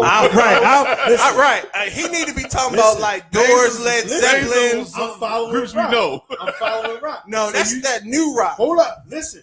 These are the 2000s people, not your Stone Temple Pilots and all that. I know I'm that. talking about the Scott 2000s Weiland's people, dead. right? Rest in These peace. people came out in the contemporary time of rock, not contemporary, a new time of rock that was 2000 era, right? And they made hits, and they were very different from the Metallicas and other people. You and I both. The hair bands. Right. So Grunge. these people Right. took it, right? And then they created a lane for guys after them. No. And Now, what False. about like the Kid False. Rocks and, False. and the people that's Wrong. influenced by hip I'm hop? not talking Wrong. about that. Limp I'm Bizkit not and those talking about- dudes. I'm not even talking about that. What I'm trying to say is they created a lane for other people to come by. No. What I'm saying in hip hop is, why is it that 50, where you have the power, you have G Unit Records, Troy Ave is buzzing, and initially, Guns. at one time he was buzzing. I like Troy. At one time he was buzzing, and Sure. 50, when 50 first heard about him, he shitted on him. Sure. Then he But he got is with him. he hates on everybody. He hates on every yeah, every true. successful. Here it 50's a is. bad case And study. I've ranted on him before, and you just Bad reminded me case to do it tomorrow. 50's He a bad hates case on study. every And I successful love that about him. black, I love that about him. every He's successful funny with it. black person. He hates on. But He doesn't hate on no white He don't people. mean it. Only black Successful people. So not it don't even matter if it's an actress or an actor or a rapper or a boxer. He hates on everybody, and that's whack. Now using 50. Why is it that the Locks never made a lane for what was his name? They gotta make because that nigga was unloyal. He was disloyal. They was disloyal, and they had to whip his ass. They didn't get this smoke because he was disloyal. Because they didn't get this. Well, J Hill was from the Bronx. They chased him out of Yonkers, probably. But my whole thing is, why not put most of your energy behind the He was whack. J Hill was nice. He was not nice and dumb. He was yeah. But here's the thing. This is what you gotta understand. Okay. And this is the issue. Okay, a music fan that's like in his 40s, right? Right. He don't want to hear a 20-year-old rapper. I disagree. Why? More than like, I mean, it might be some songs here Joey and there, Badass? but I'm talking about Joey Badass. No, I'm saying the average 45-year-old ain't gonna listen to Joey Badass. They want, but hear me out. Just let's go back to our parents, right? Okay. Our parents like what the fuck they like. They like Motown. They like, you know what I mean, the Philly sound. They like disco. They like the songs that they like. When they get older, my parents just went to a concert last night, but they still like the same vibe. I mean, some stuff that's cool, but they in that zone. They in that 70s zone, right? That's what they want. And so when their artists tour and make new songs, they go out and get them. You know where I'm gonna get you at? Why do they have to? Why their artists can't still? The 70s people, and I say this all the time. And they hated on our rap music when it was coming up. Here's the thing: every generation hates on the woman after them, as they should. So the 70s people with the bell bottoms, the afros. You had the Korean War vets, the 50s and 60s guys saying your hair's too damn long, these pants are too damn tight, this music too up tempo, because they were the doo-wop Frankie Lyman people, right? My grandmother. The difference is you had an entity like a Motown that lasted from the 70s to the 2000s to push that. The problem is Motown sold in the 80s. Motown sold out. Sold out big time. Yeah, but no, because when did Cooley High Harmony come out? When did Cooley High album come out? 90. You talking about as in Motown Philly? Yeah. That was on Bib 10 Records? Yes. 90. No, it was on Motown. It was on Bib 10. Distributed. Motown. All right. But I'm saying, my whole point is, Barry Gordy got the check and sold in the 80s. Since Motown, don't try to say that shit they put out in the 90s was really Motown. Here's where I'm going with this. Since Rockefeller, since Rough Riders, since Murder Inc., since Bad Boy has lost its steam, and I always say this. MMG. Yeah, they cool, but they not. They're the top label. Ross is doing exactly He's the top label. They the top label. You see where I'm going. Yeah. I don't. And that's why I even told somebody, I feel like a label that supports young people and that pushes them, we're missing that. And I feel like the older guys we're not missing that. I feel like we're missing is the value of catalog material and catalog music and catalog artists. But it's still there. Even that, the youngins. I mean, Rick Ross does that. Shout out to all day. MMG. I just said that was the one label. If I was an artist today, I just told an artist if I would get on the label today, it'd be MMG. I wouldn't. Not now. Why would you? He pushes. Name his artists. Name them. Wale, Meek Mill.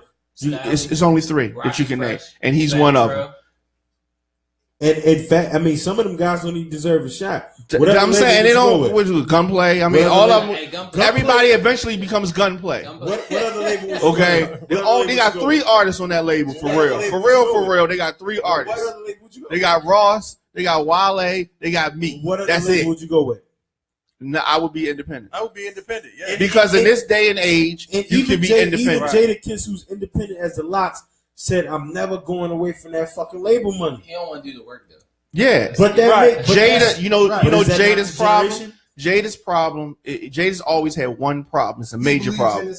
Well, that too. But Jada don't know how to pick beats. Top 5. Jada can't pick beats, and because Jada can't pick beats, it puts him down. He doesn't get the credit he's due because he never makes those records. Oh, yeah. Rick Ross can pick beats.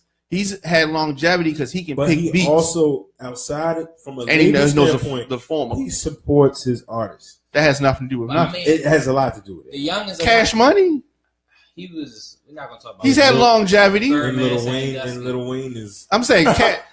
Come on, hey, Cash Money just had call him Birdman Sandusky. Go ahead, bro. Who Dell? You called him Birdman Sandusky? Yes,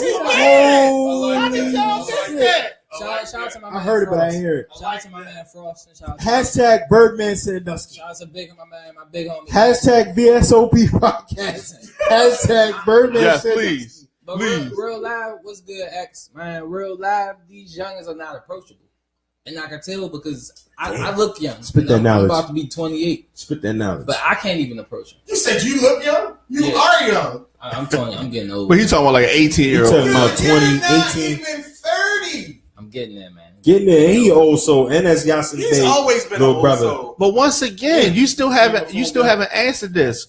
Why is it that if I like certain rappers, like if I like Wu-Tang and if I like that boom bap hip hop, right? I love it. Why can't I just hear that? And when my man, whoever, when Black Moon come out with a new album, why can't I get that? And I don't have. Why do I have to listen to Young Thug if I don't want you? No, I'm not saying it. I'm just saying I'd rather see them. All right, so let me amend my statement. I'm not gonna say they shouldn't have anything out because Sean Price new LP, I loved it. Dope. Yeah, I'm gonna love what the Wu got coming out. I love it. Definitely. What I want to see is the culture being driven with more mentorship from the old rappers. But it's like the brother said right here. Y'all gotta be approachable. I mean, will. You got these youngins. Like I'm gonna give you an example. I feel as though out of all the youngins, the only one who you probably could talk to if you wanted to actually talk to him is Lil Yachty. Yeah, because he went on the show, went on stage. Yeah, he's actually I like Lil Yachty. He does. I like know Lil his Yachty. history, but I can talk to him. Like you see, but at the same token, how many old motherfuckers tried? Prime example: P tried with Kodak Black. That's a beat. He sure did. Like, but listen, but Pete carried it right. He just was like, all right, he gonna get it one day. Then he can holler at me. Master P hollered at a lot of people though, even in the 90s. Some listened and some didn't. So that ain't never gonna change. Mystical didn't. That C Murder didn't listen. A lot of people didn't listen. Even the people he tried to. But my man Silk the Shocker listened. That's my man. Yeah. You like Silk the Shocker? No, like literally, that's my man. Yeah. Like you know him? Yeah. I'm about to say. Nah. He's a cool dude. Yeah, I mean that aside, he's just a cool dude. Y'all would like him actually. Y'all would actually like him. Cool. So hold up though. I'm gonna switch gears real quick. I told you just to go offbeat again. I'm gonna switch gears real quick because we done went almost 2 solid hours, but really? I'll be remiss because I got 4 boxing fans in the house. Oh yeah. Money Mayweather. Oh no! I thought you were talking about Canelo. Canelo's ready to murder this boy. We already know Canelo gonna beat the brakes off. Chill down, get ready for that, baby. Listen. That's gonna be the real good fight. Of the year. Yeah. Fight of the year. I'm not mad at the Floyd Money Mayweather versus Conor McGregor. What are y'all thoughts, Devin? You being a little quiet. What's going on? What's your thoughts on Money Mayweather, Conor McGregor? I think that it was a good fight. I think Conor McGregor should stay in boxing. Absolutely. Stay in boxing? Absolutely. So we can see him lose again? No. Well, this is what I think. I think if he trained more and he how about if he trained? Huh? I don't think he trained. I think he trained for an MMA fight. I don't think he trained for a boxing fight. He gassed out round 4. Yeah, but if he trained, people gassed out versus Floyd. But if he was to train as a boxer versus train as an MMA fighter, I think a lot of these boxing dudes will be in trouble. I would like to say that, but after I've seen him fight, I don't think he can beat any fighter in the top 10. Here's the thing. It ain't I disagree, number one. I don't think he can beat Paulie Malignaggi. No, real talk, I don't think he can beat him. No. He did. They were sparring. And then Paulie, first of all, is somebody who should have never jumped up in class ever. He's had, quote unquote, with respect to the sport, because he's boxing, I'm not. People have said he's had a quote unquote glass jaw. Here's the thing about Conor McGregor. I don't want to say it, but Remember when with his girl? When talking about his girl? Oh, Adrian Broner is a savage for coming out with Paulie Malignaggi's girlfriend. Oh, that was brutal. Here's the thing with Conor McGregor. What did Adrian Broner say? No. He came out with Paulie Malignaggi's girlfriend, and that was a major ex-girl. I think he ruined the relationship. Yeah, absolutely. But here's the thing: Conor McGregor went through a whole camp, right, with an MMA focused team, and he fought one of the best in the world, the best in the world. He's got the best record. That's 40 and 2 years removed. He fought. Floyd ain't trained. Let's be real. You're crazy. Floyd. No, I think Floyd. Did you see him? Floyd don't never not train. Hard work, dedication. Hard work, dedication. Regular regimen because he stays in. Yeah, but did you see Floyd? Hard work, dedication. He trained hard. I put it to you like this: if he had a Canelo rematch, then you would see Floyd train. No. Floyd, I think he would train the same. I think he would fight different. He's gonna game plan different. because the fact that he sent Paulie Malignaggi into McGregor's camp, that was an indicator of respect. He actually wanted to know. He was on that Patriot shit. He was on that Patriot shit. He did that Spygate, Bill Belichick shit. Can you say world champion Patriot? Oh yeah, please? World champion. I'm sorry. That world champion Patriot shit. Yo, the fact that he sent Paulie Malignaggi in Conor McGregor's camp as a spy. Let me. He's never done that to nobody else because he could watch the tape. He said, but it was no tape. Film. So he had to get some. He still respected him. He respected him, and he came. He respected him up fight. until round 3 too. He came forward the entire. And then his hands went down low. He came forward the entire. First he was like this. I have to agree with Devin though. I would say Conor McGregor. You can't deny one thing. You can't deny God-given talent. Hate him or love him. He's a Conor McGregor has talent. Okay, and that talent for what though? Talent for boxing? For combat. Yes. I mean, because he's a fighter. Combat. Yeah, he definitely. Okay, so Miguel and he can talk that shit. Miguel Cotto technically ain't been one of the best fighters. Technically, but he's technically. Didn't Cotto win this fight? He beat the bricks out that Japanese guy. But he fought some trash though. He fought some trash though. I like but technically Cotto is upstairs, downstairs hook. Technically he's not gonna dance and outshine you. I got something for you. All right, go ahead. Who do you have? McGregor versus Maidana. Maidana all day. And he's not even a fighter. I'm gonna take McGregor. That's what I'm saying. I'm gonna take McGregor. There's nobody. McGregor. I got it. Why are we even talking about Maidana? If McGregor, you should pledge yourself and talk about Maidana. You know why? You know why he picked him? You know why he picked Maidana? Because Maidana is like lower level boxer, and he can't beat him. And he beat Broner. I put money on it.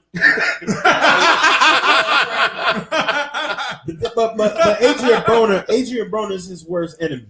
He beat first and foremost. Adrian didn't lose that fight. I still will put McGregor over that motherfucker. McGregor is bigger than these motherfuckers. That means and he has that knockout power. That means nothing. All I'm saying is put McGregor in a real boxing camp. I can't pick put McGregor in a real boxing camp. I can't pick anybody that McGregor can beat. He can't beat Crawford. He can't beat Porter. Hell no. Hell no. I mean, right now you talking about upper echelon, cream of the crop. Okay, let's go. You talking about Jay-Z type. Here it is. This might be controversial. Go ahead. He can't beat Tank. But he ain't never gonna fight Tank. I'm just saying. No. 154. McGregor can't beat Gervonta. I can't stand Tank for some reason. Oh. I don't know why. Why y'all well, how do y'all feel? I was gonna ask that. Brother, people, please let my brother go home. How do you feel about Tank not making weight? Baltimore people, please let my brother go home. Yes, please let him go home. How do you feel about Tank not making weight? I was highly disappointed that he didn't make weight, but I understand it. Happens.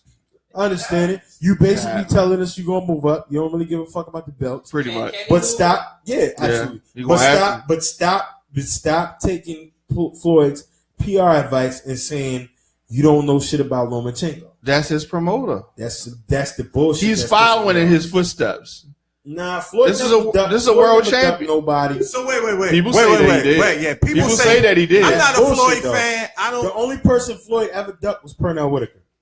No, I mean, I wouldn't you say that he ducked Pac-Man for about 5 years? No. Pac-Man was on roids. And Pac-Man, if you logistically look at when Pac-Man moved up every year, he moved up after every time Floyd Mayweather looked at. It's a fact.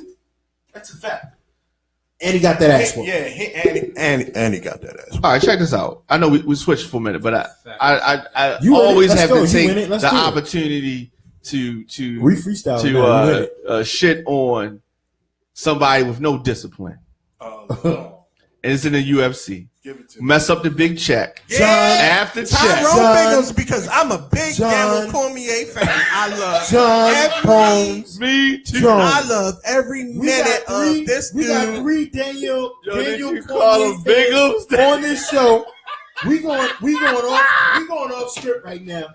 John Jones, where the fuck are you at? First of all, let me say something. When you fought the Swedesman, right? Gustafsson, that was your hardest fight you ever had. You have difficulties with people that are in your ballpark that are 6 feet and above. You damn near lost that fight. Damn near. And then Dana protected you because he wouldn't give you a rematch. The Swedesman. Did you say he protected him? He protected him. He's been saying I've been saying this shit since the night of the fight. You went 5 rounds. You was beaten, bloody, pale, bruised, and pale. You know what I'm saying? How did you not give the Swedesman a rematch? The Swedesman then fights for years, ups and downs, elevators. Now he's the number 1 contender, right? Number 1 contender for whoever wins that fight. Already lost to DC. Respect. Already lost to DC. Right. To me, and he don't want that work. What would have made sense to me? John Bones, DC beat this guy who's the number 1 contender. Everybody else after him don't mean shit. This is the only guy on your record, in my opinion, that truly faced and posed a threat to you, and you ain't had a rematch to him, bro. So but now, he threw it all away. Now you popped, and you the champion again. So the only time that Gustafsson could have came back to fight you, you popped. His career is done, yo. He's done. He could have got that Brock Lesnar check. Which he was going to get, bullshit. And he was going to beat the shit out of Brock Lesnar. He was going to beat the shit and be crowned a new dude. Yep. But wouldn't give the Swedesman another rematch. Yo, you've been on Gustafsson since the fight. Go back, look at that fight. I was with you. We were at Green Turtle. Green Turtle. Y'all was at? In Owens Mills. We didn't pay for shit. Right. Smoking cigars and coffee in the cold. Was it crowded in there? Yes. Because Green Turtle wanted to. Green Turtle said they didn't want to have servers come outside. We said, all right, cool, fuck it. We gonna sit here for free, right, and watch your UFC. And we watched. But y'all had no food. They didn't come serve us. No, we had food. We went in and got the food. We went and got the food. They went to service. So fuck it. Oh, that's the shit. And we left the plates on. Are you serious? That's the shit. Yeah, we watched that motherfucker free. That's good. And I watched that fight, man. Gustafsson was giving him. That was a good fight. And he was young. You talk about 4 years later, hard, and this guy's focused. If you watch the Swedesman right now, he is the top of his game. He would kill John Jones right now. I'm putting it on record. I don't know though, because whatever John Jones takes works. It elevates him. Elevates him, yo. You got pop, and then it's like people defending it the first still time. don't want DC. Well, he lost to DC. He did. He lost to DC, and they might have to meet each other again. No, I don't think he lost to DC. He lost to DC. Oh, the first one. Yeah, he lost. Oh, he lost to DC. The one and only fight. Yeah. I mean, I like DC. I love DC. I love DC. My father don't like him. He like John Jones. I can't stand John Jones. Watching the fight, and I just was just I don't know. I can't stand John Jones, man. Let me ask y'all this, man. Go ahead, man. Touch back on boxing. What, Canelo versus Triple G. Yes. I'm here for it. No, who do you have, Dell? Because I've seen your take on this shit. Who do you have? I know 3 people. I know what 3 people are gonna say, including myself. It's kind of hard. I have to say, skill wise, I have to say Canelo. Oh, I know you. I know you was gonna say. What about personally? I mean, even Canelo, because Canelo he lost to Floyd, but it wasn't a loss. It was the greatest lesson. It was a respectable loss. Best lesson he ever had. Yes, he wouldn't lose again. In fact, not the same way anyway. He's never gonna. I don't think he ever gonna lose again. Well, he's not gonna get the fight. He probably won't. But I'm saying the real test for Floyd, the real rematch I would want to see would be that one. but it's not gonna make him 300 million. So he wouldn't do it. Yeah, it does nothing for me. I want Floyd to go far away from. Well, he can. He's a promoter. I mean, I'm talking about. All right, let me say far away from the ring. Don't get in the ring with gloves. Don't get in the ring with gloves no more. He's done. He's done. Don't get in the ring. He don't want to fight Triple G, and he don't want to rematch Canelo. But there's no point to fight Triple G. There's no fight, none. Now, if let's just say Triple G has ran from Laura. Laura has called out Triple G's mama. Triple G is overrated, though. He hasn't fought Charlo. He hasn't fought Lara. Right. Who was the dude? He fought Daniel Gibson. What's his name? Nabu. Miracle Man from Brooklyn. I know you're talking about. My man. I'm sorry. Just fought him. He ran from what was the cat that he knocked out before that? I can't think. He ran from the Charlo brothers. You know what I'm saying? He ain't really. And then you ran from Israel Lara, which is that should have been your biggest fight. Lara wasn't impressive to me. He's not, but the point he's a technical Cuban boxer. He's not gonna wow you. Right. He's gonna box the fuck out of you. He's just gonna box the shit out of you. He's what's the guy in the lightweight division? Lightweight Cuban guy. I don't think it is. Lightweight Cuban guy. I can't think of him. Where's Chris Brown where I need him? My pro fight Chris Brown where I need him. Not Lemieux, not I was about to say Chocolatito. Chocolatito is nice too. Chocolatito is not Nonito's in there. Oh fuck, man. Rigondeaux will bore the shit out of you, but he's technically gonna beat the shit out of you. Lara wasn't. I mean, I wasn't impressed by his last fight. I'm never impressed by him. I haven't been impressed by him. Period. The point is that he is. Triple G has fought tomato cans to me. Up until stacked up his record. Right, stacked up his record. Lemieux's his biggest opponent. And his knockout. Kell Brook. Yeah, Kell Brook. Kell Brook was over. Was weight wise was overmatched. But Brook wasn't losing that fight. I don't know why it's going. He wasn't. But he got hurt. The power was too much. The power was too much. He should have never went up to fight that guy because Kell Brook is naturally a 147 guy. Triple G hydrates damn near 160, 170. Fucking that was a mismatch. You should never fought that guy. I still want to see Brook versus Khan. That's never gonna happen because Amir Khan keeps ducking. He has no Amir chin. Khan keeps ducking him. He has no chin. Amir Khan, that was Canelo. When Kell Brook, excuse me, I like him personally, but he has for the no record, chin. Dell thought that Amir Khan was going to beat Canelo. Facts. Are you serious? Yes, he I didn't did. think he was going to beat him. I thought he was definitely going to hang in there. That was sad too, man. That was sad. I thought it was going. I didn't think he was going to get knocked out. I did. I didn't think it was going to be Canelo. I can't see that. That's pure. I think nobody can beat Canelo. You got you. I told you got nobody your bottle in this weight class can beat Canelo. I don't think anybody in the weight class. Triple G's 33 knockouts are just completely pure padded. Fluff. Yes, pure fluff. But I feel a way about Lomachenko. I'm not a big Lomachenko fan. And my man he says Lomachenko is the best. The only Russians that can fight are retired. Who? Ivan Drago. Y'all ain't like what do you mean? What's cause y'all see that last fight? It was the last good heavyweight fight. Klitschko and Anthony Joshua. That was Klitschko's done. Fight. He's done. Yeah, Anthony Joshua though, that fight kind of raised some questions for me. And the heavyweight. What about Superman? Y'all like Superman? Superman. Which one? From where you from? Canada? Is he? Is he from Canada? No, he ain't from Canada. He's from New York. Ain't he from New York? Who's Superman? Superman. What's your real name? Not Deontay Wilder. Yeah. Heavyweight, the bomber from Alabama. Yes. That's the Brown Bomber. Bronze Bomber. I like Deontay Wilder. I love him, and he's going to. But listen, they need to get the machine behind somebody like him. Well, he has a machine. He has knockout. The problem with him is he has that old school Southern mentality where he don't really mess with folks like that, and he don't really buy into what they're doing. But the heavyweight division is on a collision course. You have to have Anthony Joshua fight him, or you have to have him fight the Cuban guy, who I can't remember right now. The Cuban cat that don't speak no goddamn English. The heavyweight division is popping right now. It's popping. Yo, what happened to Tyson Fury, yo? Tyson Fury, man. Tyson Fury's from the hood of England, and he just can't get right. He can't get right. The drugs, the women, he can't get right. You know, he beat the bricks out of Klitschko. I thought he was he just. But I want to see Deontay Wilder and Anthony Joshua immediately. I think he will knock. Anthony Joshua out. I think he will. I think that reach and that power is just it's something else. It's something else. What's next for Kovalev? Kovalev and Ward.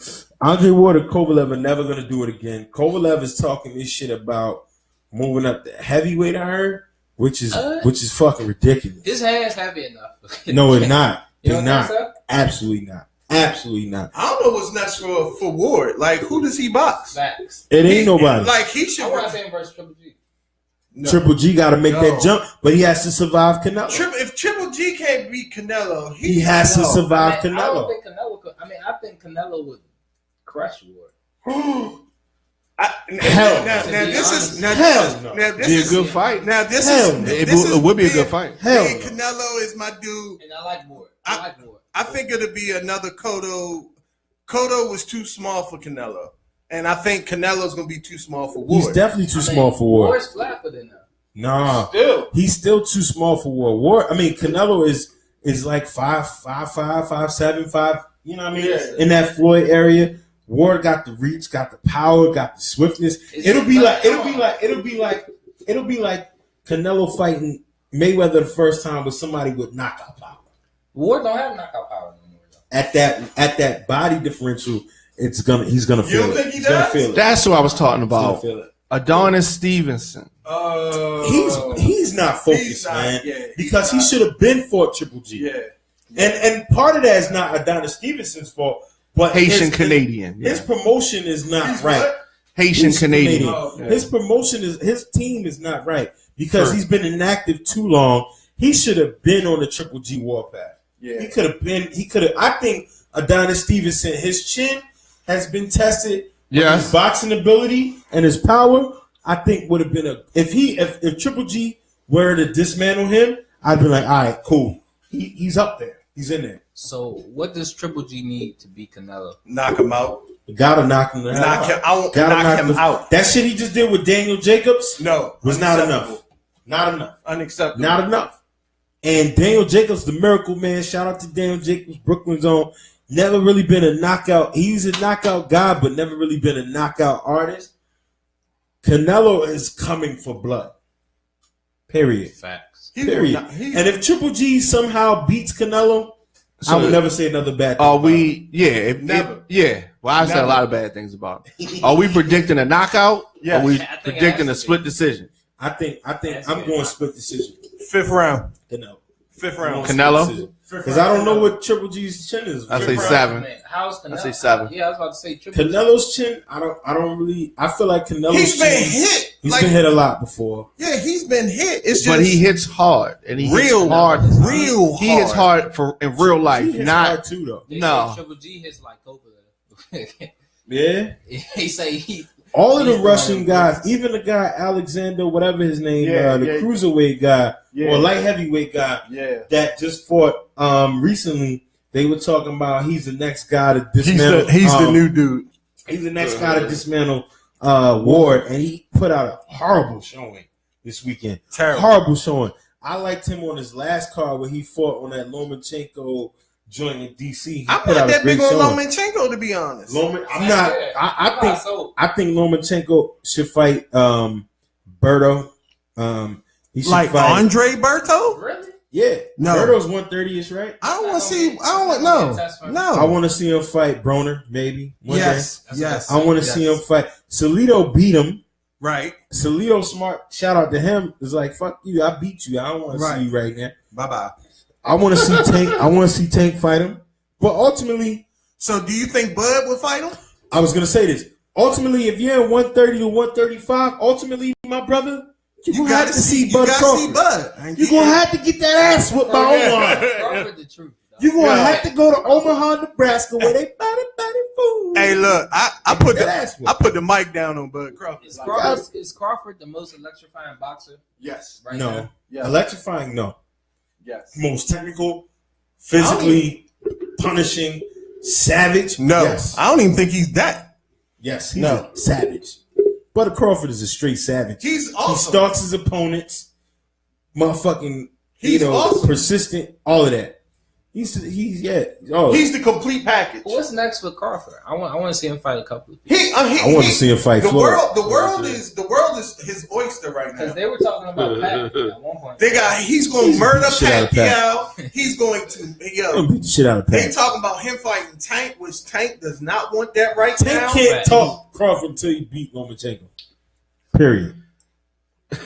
Period. I mean, Tank can't come out wearing a fur Goddamn, fur jacket and fur serious. shorts.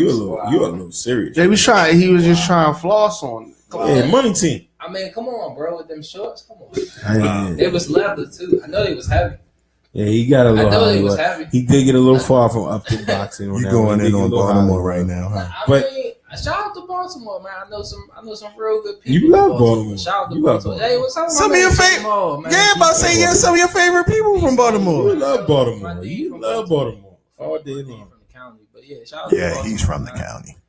But like the way y'all see county is the way DC cats see CPG County. cats. That's a whole show in itself. You know I that. You didn't know know that. that. That's a whole show in itself. But you know I what? did not know that. Oh yeah, definitely. He Definitely. dropping Definitely. jail. Right. Definitely.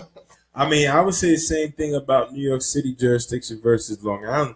The only difference to me is that if you went certain parts of Nassau, Suffolk County, you like it ain't nothing like going to PG or Baltimore County. Like you gotta come correct.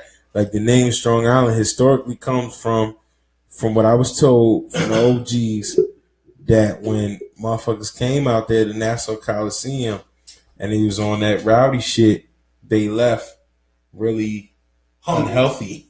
And unhealthy because the difference is not that much. And guys out there and two, our city guys, and I'm gonna end off on this and not to be negative, but a lot of city guys were shooters in the day. Right. Long Island guys were fighters. And they were big and they were stocky guys. You know what I'm saying? Totally. But they will take the guns situation too. But everywhere, I mean, even if you go to Spring Valley, Yonkers, New Rochelle, New York is just a whole different kind of like piece of the pie. It's just right. Different. EJ, can I ask you one more question? Yes, absolutely. Yes, absolutely. And we're going to the Alpha Happy Hour at Sangria. We're on the way. Shout out to RTL too, man. Absolutely. So I want to ask all you guys, man. I get around the older crowd. I always ask, Beans or Jadakiss, who won that rivalry?